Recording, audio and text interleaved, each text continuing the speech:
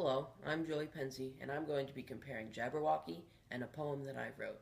First, I will read Jabberwocky and my poem, and then I will compare them. This is Jabberwocky by Lewis Carroll.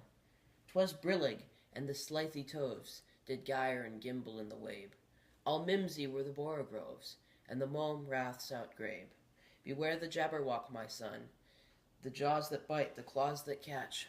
Beware the Jubjub bird, and shun the frumious Bandersnatch. He took his vorpal sword in hand. Long time the manxome foe he sought. So rested he by the Tumtum tree, and stood a while in thought.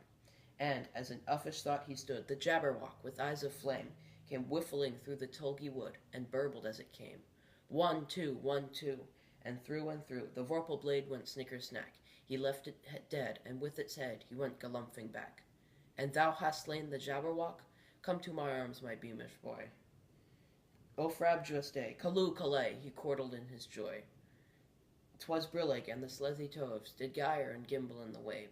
All mimsy were the borogoves, and the mome raths outgrabe. That was Jabberwocky by Lewis Carroll. And this is Spore by myself.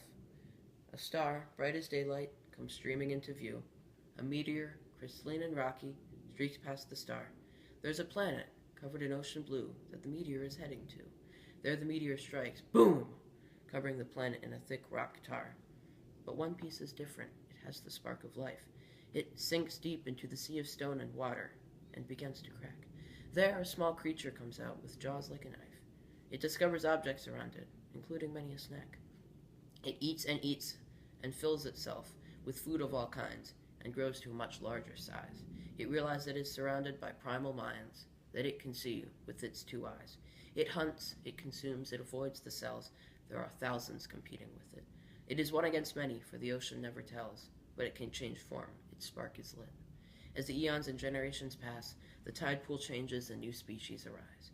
The species must adapt to new forms of mass and become the master of the ocean's prize. To last, they have eaten enough to clamber onto the planet's land. Their eons in the sea have made them tough, and on golden soil they now stand. That was Spore by myself. Now I will be comparing the two. Jabberwocky is a ballad. It tells a story, as is my poem. It tells the story of a creature's growth. Jabberwocky tells the story of the slaying of a creature known as the Jabberwock by a young boy. Stanzas. Both Lewis Carroll and my poems use stanzas with 4 lines. His poem has 7 stanzas and mine has 6 stanzas. Jabberwocky and my poem also use onomatopoeia. In Jabberwocky, it is used as an exclamation when the father says Callooh, Callay. In my poem, it is boom, simulating the effect of a meteor crashing into a planet. Both of our poems use imagery.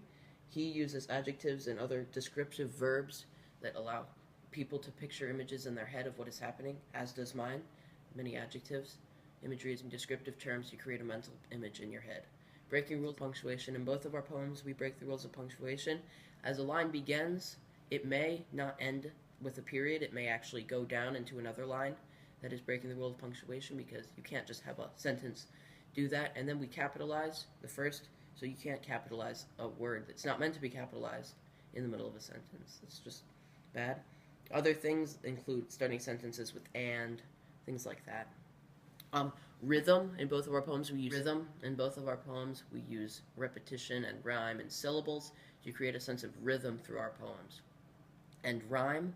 In both Lewis Carroll and I's poem use rhyme. In each of my stanzas, the last word of the first and third lines rhyme. Same with the second and fourth. In Lewis Carroll's Jabberwocky, however, it's slightly different. Only the first and third last lines rhyme, except for in the first and last stanzas, in which the first and third and the second and fourth last words rhyme. And in repetition, Lewis Carroll repeats a whole stanza in Jabberwocky. The first and last stanzas are completely the same. My form of repetition is slightly different. In each stanza, 2 lines have the first word. For example, a, it, the. That's slightly different from Lewis's. However, it is still repetition. And that is my analysis and comparison of our 2 poems. Thank you.